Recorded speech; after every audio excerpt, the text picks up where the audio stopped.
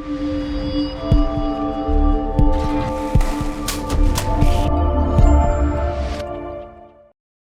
we're back. This is episode 16, breaking down the basics, the long form.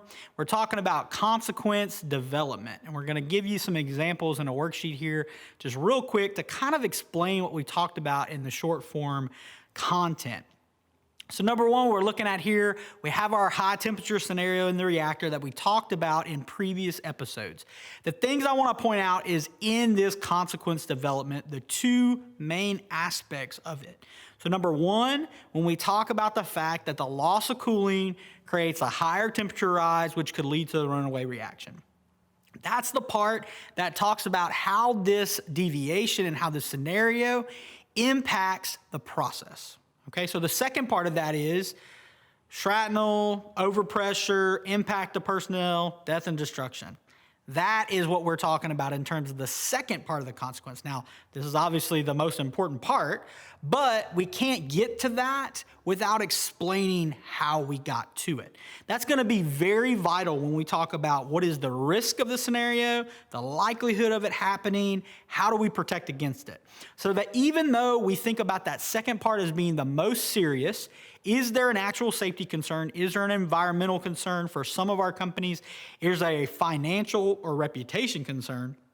The big part of that first part is to tell us how do we get there so we know how to prevent that from happening.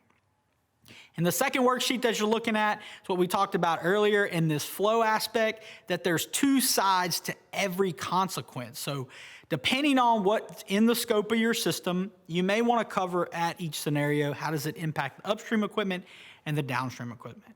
As you can see by the flow control valve 1, 2, 3, we're talking about the fact that it deadheads the upstream pump.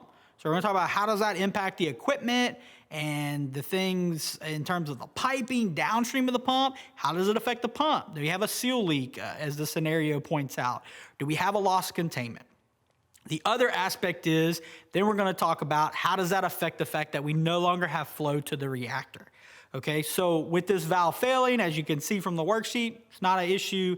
It's just a product quality issue. But what's important to list both of them is so the team understands, or an auditor or someone who's looking after an incident has occurred, to make sure that we talked about as a team what happens in both of those scenarios.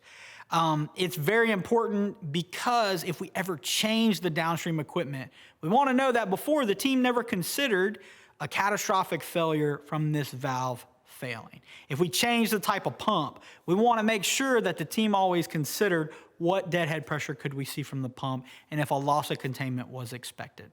This information can be looked at someone 5 weeks later, 5 months later, 5 years later, 50 years later.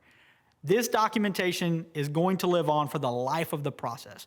So that's why it's very important to make sure we capture everything that the team discussed and tried to make sure we covered all the consequences of the hazards.